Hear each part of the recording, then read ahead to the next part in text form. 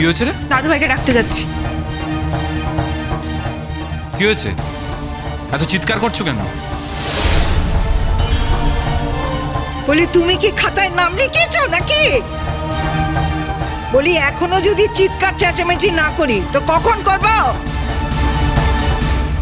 ছি ছি ছি ছি ছি, শেষ পর্যন্ত বৌমা তুমি মেয়ে পাচারকারীর দলে নাম লেখালে। বলি রোহিত সেন তোমার বন্ধু সেজে এসে তোমাকে দিয়ে এই কাজ করাচ্ছে? তুমি নিশ্চয়ই সবকিছু জেনে শুনে এই কাজটা করতে। দাঁড়ান দাঁড়ান দাঁড়ান মা, আপনি ভীষণ আউট অফ টার্ন কথাবার্তা বলেন।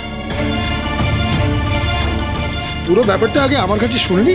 জাস্ট শাট আপ বল। আমার কিচ্ছু শোনা নেই, যা শোনা আমার হয়ে গেছে।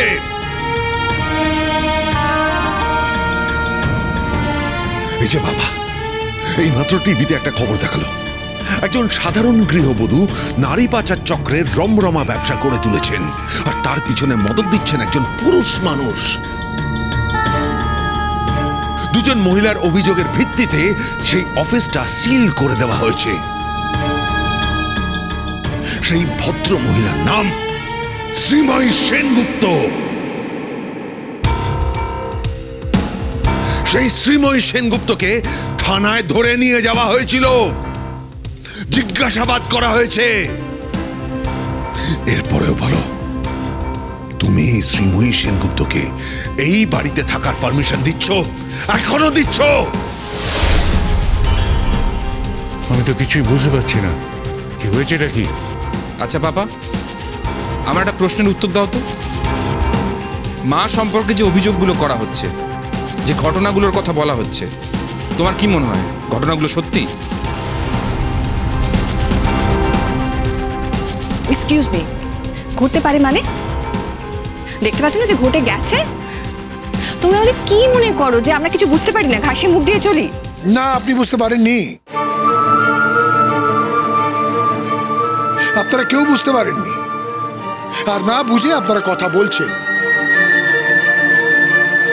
আজকে বৌদির অফিসে একটা ওয়ার্কশপ ছিল, সেখানে অনেকগুলো মেয়েরা এসেছিল এবং সেখানে বলা হয়েছে যাদের হাতের কাজ ভালো হবে তাদের এক্সিবিশনের জন্য বিদেশে নিয়ে যাওয়া হবে। এদের মধ্যে দুটো মেয়ে মিসআন্ডারস্ট্যান্ড করেছে, বুঝতে পারেনি, এবং তাদের সাথে একজন রিপোর্টার ছিল। রিপোর্টার যখন ডেফিনেটলি এই নিউজটা শুনেছে, ও হয়তো অন্য কিছু ভেবেছে। এই মেয়েদের নিয়ে গিয়ে রিপোর্টটা লিখিয়েছে থানায়, এবং যখন এই রিপোর্টটা লেখানো হয় তখন পুলিশের কাছে আর কোনো রাস্তা নেই, তাদের ইনভেস্টিগেট করতেই হবে। ফলে ইনভেস্টিগেশন চলছে। ওই ইনভেস্টিগেট করবে পুলিশ বলে আজকে বৌদিকে থানায় ডেকেছিল। কাল এই বাড়িতেও আসতে পারে, আপনাদেরও জিজ্ঞেস করতে পারে। হোয়াট? ছি ছি ছি ছি, অন্যথা আমি তো কাউকে মুখ দেখাতে পারবো না। What is this? শোনো, আমি কিন্তু এই বাড়িতে আর থাকতে পারবো না। প্লিজ তুমি আমাকে আর রিকোয়েস্ট করো না এই বাড়িতে থাকতে। মা, তুমি আমার লাইফটা যা শেষ করে দিলে, হ্যাঁ, যে শেষ করে দিলে। এখন আমি কাজের জায়গায় যাবো, হসপিটালে, সেখানে গিয়ে ওই এক কথা শুনতে হবে আমায়। আমার শ্বশুর বাড়ির লোকেদের কাছে, আমার আত্মীয় পরিজন, চেনা জানা সকলের মধ্যে কতটা ছোট হয়ে গেলাম ভেবেছো একবারও?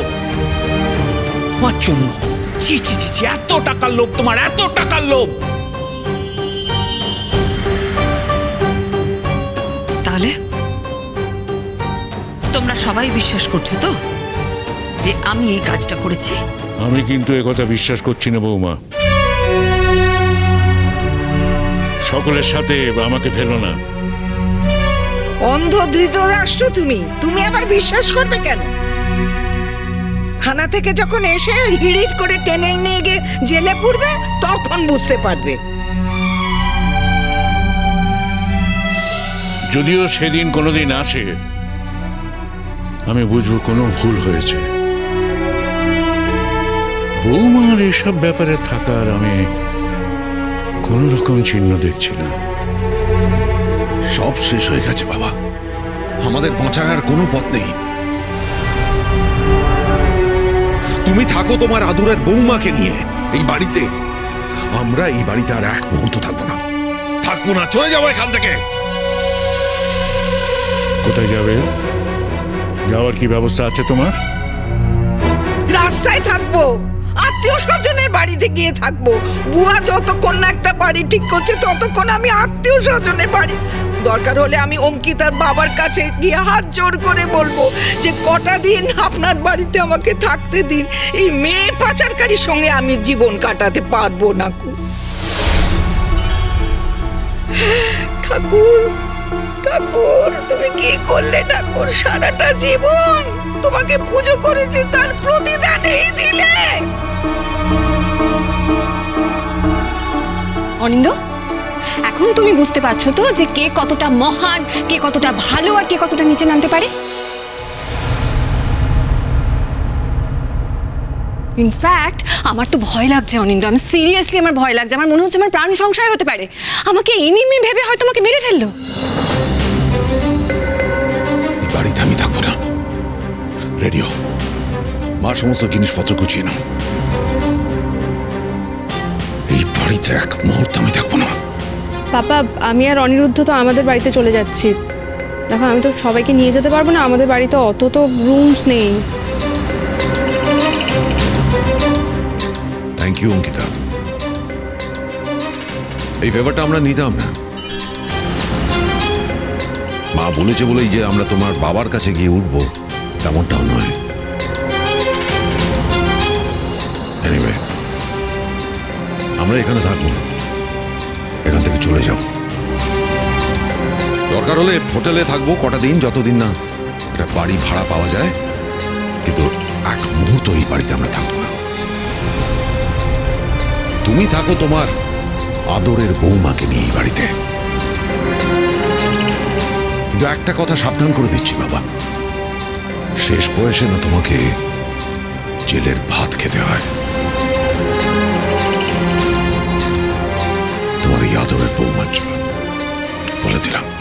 সারাটা জীবন তুমি এদের জন্য করেছো মা, এই পরিবারের জন্য নিজেকে শেষ করে দিয়েছো। অথচ দেখো, এই মানুষটার হাত ধরে তুমি এই পরিবারে এসেছিলে। এই লোকটার জন্য তোমার 3টে সন্তানের জন্ম হয়েছে। শুধুমাত্র এই মানুষটার জন্য মা এই পরিবারের ডাল পালা শাখা প্রশাখা গজিয়েছে। অথচ এই লোকটাই সবাইকার সামনে তোমায় অবিশ্বাস করলো। পাপা জানো, অন্য কেউ অবিশ্বাস করলে আমার এতটা খারাপ লাগতো না।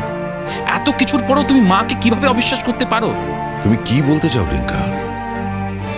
সব দেখে শুনেও আমি অন্ধ হয়ে থাকবো, চুপ করে থাকবো, কিচ্ছু বলবো না? তোমার হয়তো তোমার মাকে প্রয়োজন, কারণ তার পিছনে একজন আছে। তোমার ক্যারিয়ার করতে হবে, যে তোমার মাকে আমার কোনো প্রয়োজন নেই। তোমারও কিন্তু প্রয়োজন ছিল পাপা, এখন হয়তো প্রয়োজনটা ফুরিয়ে গেছে। সেই জন্য মায়ের সব কথা তুমি অবিশ্বাস করতে পারো। মায়ের ভুল ধরলে তো তোমার শান্তি হয়, তাই না?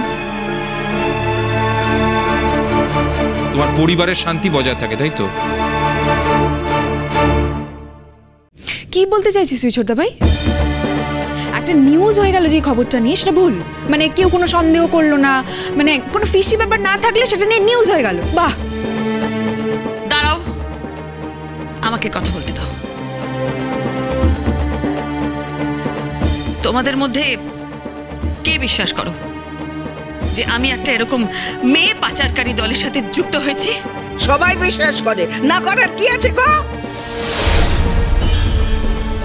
তোমার এই অন্ধ ধৃতরাষ্ট্র শ্বশুর ছাড়া আর সবাই সবাই বিশ্বাস করে, বুঝেছ?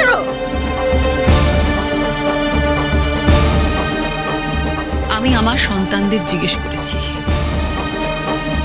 বলো তোমরা কে বিশ্বাস করো? হ্যাঁ রে জাম, তো সত্যি মনে হয় যে তোর মা মেয়ে পাচার করে? না মনে হওয়ার কি আছে? না মনে হওয়ার কি আছে? হ্যাঁ,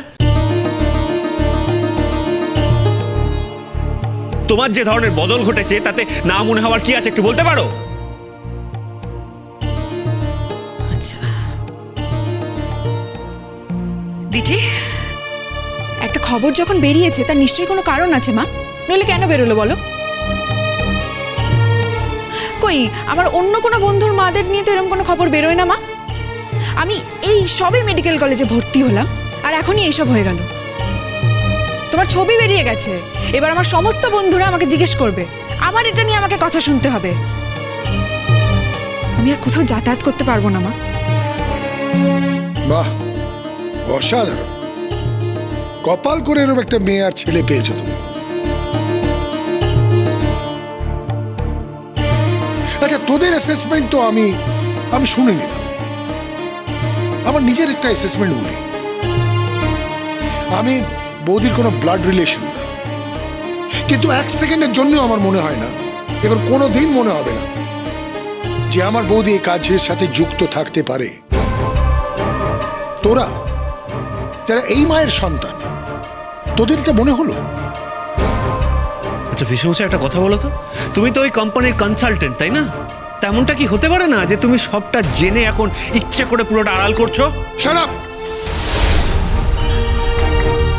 তোমাদের কাউকে এই বাড়ি থেকে চলে যেতে হবে না। আমার উপর যখন অভিযোগ এসছে, আমি এই বাড়ি থেকে চলে যাব।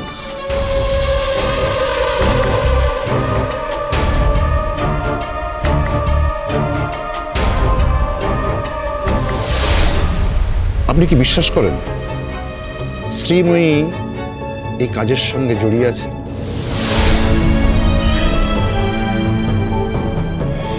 আমার বিশ্বাস পারেন না।